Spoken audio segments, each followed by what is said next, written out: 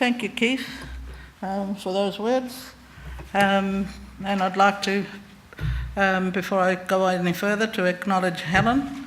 As the Minister for Mental Health, Helen came to my hometown last year and participated in a youth, in a suicide prevention 5-day workshop that we were doing. So she witnessed a corroboree that happened in our country for the first time in my life, with young dancers and old dancers.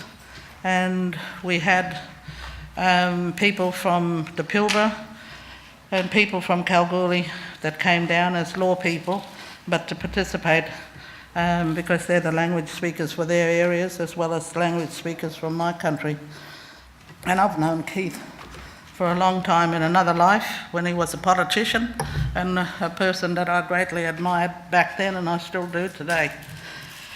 So in doing this welcome to country, I'm really gobsmacked, I think, to see where all of, or some of you have come from internationally as well as throughout Australia. So I would like to firstly acknowledge our elders, past, present, and I always intend to put in the future because our age is creeping up on us. We don't have a lot of 80-year-olds, 70-year-olds, and us 60-pluses. We're getting shorter in numbers too. So I always try and encourage, because I think our 20, 30, 40, 50-year-olds, we've got to guide them and set the path for them to become elders and take our places when we're no longer around. So, as Keith said, I was born in Perth, so that qualifies me to be a Whadjuk elder in my own right. It's my great-grandmother's country, because she was born on the Swan River. Dad's oldest cousin was born where the two rivers meet, and she was his eldest cousin. And as Keith said, my heart country is Hewitt, and that makes up about 8 shire councils that we work within. And having said that, I was born to 2 beautiful, wonderful parents. We were free from domestic violence, didn't know what alcoholism was, and they were very strict parents. One, we said Dad was our walking Batty Library. We didn't need to go and research at Batty Library because she just asked Dad, who was this and who did this person belong to? And Mum was the cultural teacher. And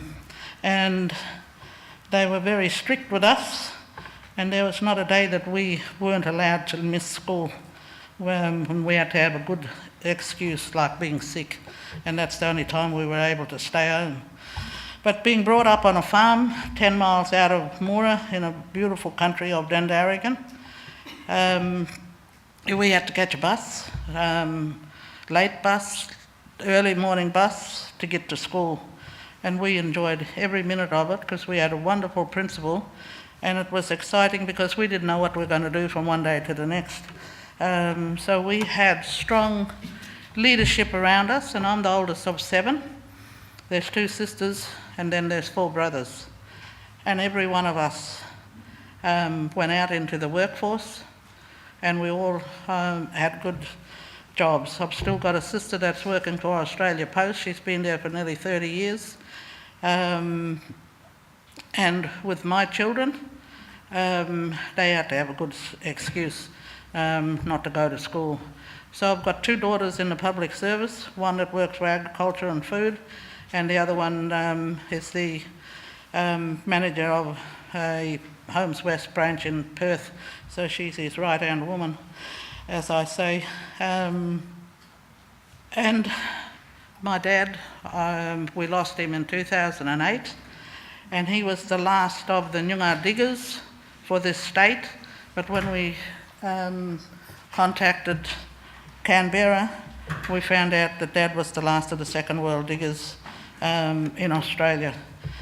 And it was a funeral that I'll go to my death with, I've never seen anything like it in Moora.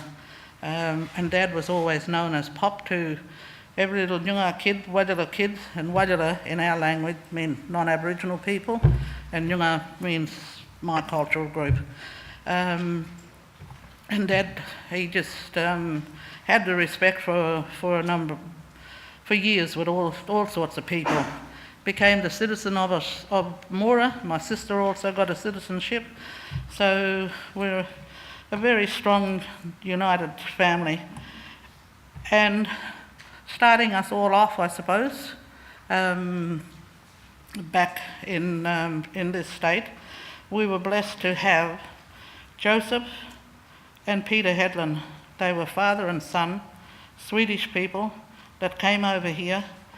One little lugger was built on the banks of Point Walter, and these two sailed their luggers, the Mystery and the Brother, all the way up and down the coast, taking stock and other produce up to the northern part of the Pilbara for Walter Padbury and the other early pioneering people. And that's how Port Hedland, the town up there in the Pilbara, has got its name. So it was named after Peter Hedlund. So I'm quite proud of that. And as for our visitors, you've come from international countries. You've come to probably one of the best cities in the world, I think. And you're meeting here in Wajak country, is what the Nyunga term is for the city. And Fremantle is a place of history, full of Aboriginal sites around the place. There's people that do Aboriginal tours, but the one that I must give a plug for at the moment, in the early part of setting this up, I was very involved with the Mayor of Fremantle, and I take my hat off to young Brad. I think he's one of the most wonderful young men that we've got.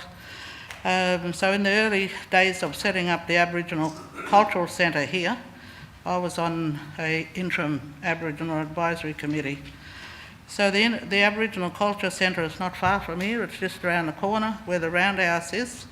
So one of my fellow people from Dundarigan, he's the Aboriginal Engagement Officer, and I think he's there from 10 o'clock onwards. I don't know how many days a week they work, but it would be a place of interest for our international visitors to visit.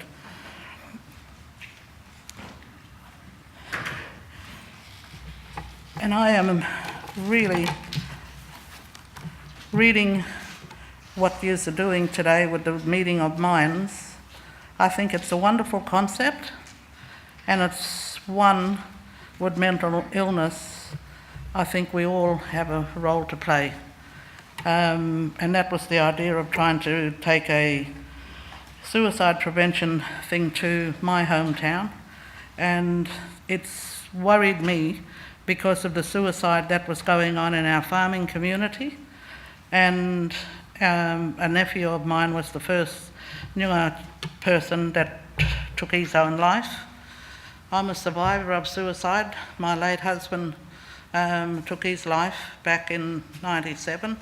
So I understand and grieve with other people who have family that end up committing suicide. And I think mental illness is like drug and alcohol. It's across all cultures, and it's something that my community need to take grip of and bring it out to the forum, because it's something that's got to be dealt with. And I noticed that Professor Fiona Stanley will be among you today, and she's done a lot of work in Aboriginal health.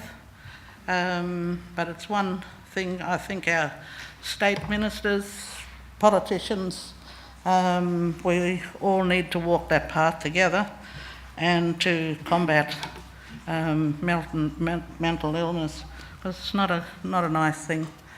So I'm privileged to be here with you today, and for our international visitors, may the spirits of my ancestors walk with you and journey with you.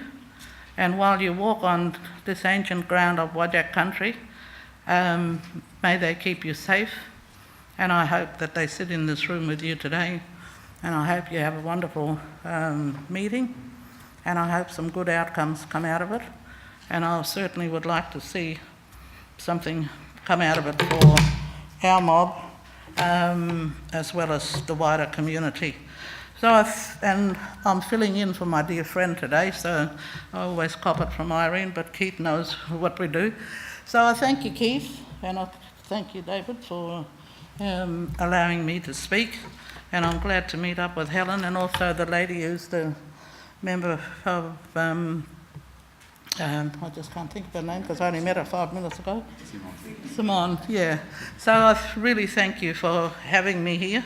And I'm glad to meet the lady there who said we're cousins, so I'll take that on board and with our Swedish connection. But may you have a fruitful time, and God bless you all. Thank you.